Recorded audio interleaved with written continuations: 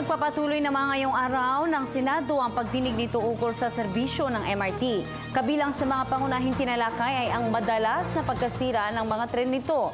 Samantalang humarap naman sa pagdinig ang ilang matataas na opisyal ng Department of Transportation and Communications. Ang kabuoang detalye alamin natin mula sa aming kasamang si Jade Bigel, live via phone patch.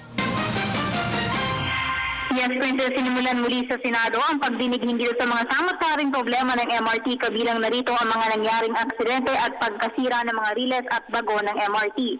Sa pangunguna ng Senate Subcommittee on Public Works na pinamumunuan ni Senadora Grace Poe, kinwestiyon ng mga matataas na opisyal ng DOTC, MRT, LRTA, Metro Pacific Investment Corporation commuters. Naunang inischedule ang naturang pagdinig noong November 4, ngunit hindi nakadalo si DOTC Secretary Joseph Emilio Abaya dahil anya sa lakad nito sa Malaysia at pati na rin sa isinagawa nitong press con hinggil sa Tanimbala. Magugunta na binatikos ni po ang pamamahala ng mga ahensyang tumututok sa transportasyon dahil sa mabagal nitong pagresolba sa mga problema sa MRT. Kinwestiyon dito ng Senadora ang mga kontrata na ibinigay sa mga kumpanya na wala naman umanong kapasidad na i-maintain ang mga riles ng MRT. Dahil dito marami sa mga bagon at riles ng MRT ay unti-unting nasira at na nagdulot naman ng pasakit sa mahigit 670,000 commuters na MRT araw-araw.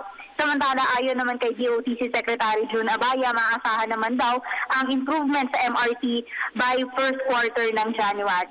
At yan muna pinakahuling balita mula dito sa Senado. Ako po si Jade Miguel nag-uulat para sa Telebisyon ng Bayan.